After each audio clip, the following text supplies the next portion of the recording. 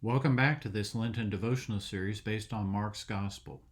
For day 26, we'll read Mark 12:28 to 34. One of the scribes asked him, "Which commandment is the first of all?"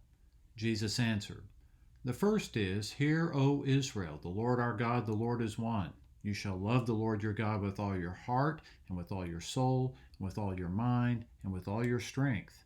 The second is this, you shall love your neighbor as yourself. There is no other commandment greater than these.' Then the scribe said to him, 'You're right, teacher. You have truly said that he is one, and besides him there is no other. And to love him with all the heart, and with all the understanding, and with all the strength, and to love one's neighbor as oneself. This is much more important than all the whole burnt offerings and sacrifices.' When Jesus saw that he answered wisely, he said to him, 'You are not far from the kingdom of God.' After that, no one dared to ask him any question. This is the word of the Lord. Thanks be to God. Are you a list keeper? I am. I write things down so that I don't forget them. But there's a payoff too. I get to check them off my list. Mission accomplished. I did right, and that feels good. The scribes were the ultimate religious checklist guys. They kept up with all of the do's and don'ts in the Old Testament, 613 by their count, along with innumerable interpretive subpoints. The Pharisees and Sadducees had just come to Jesus with contrived questions designed to trip him up. But this scribe asked an earnest and important question. Of all of our do's and don'ts, which is the most important? He was thinking checklist sorts of commands, and they are important, like the ones God carved in stone for Moses. Have no other gods before me. Honor your father and mother. Don't murder, cheat on your spouse, steal, or lie. Jesus considered these cut in stone laws important too, but he didn't choose any of them as the greatest.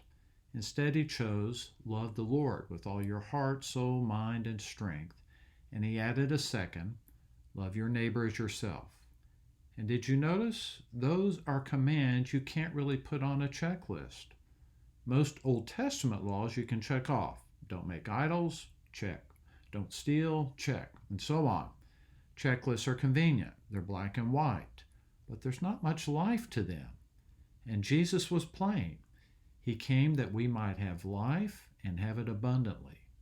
And so Jesus said, that begins with loving God with all you are, and it continues with loving those around you. That's not a checklist sort of duty.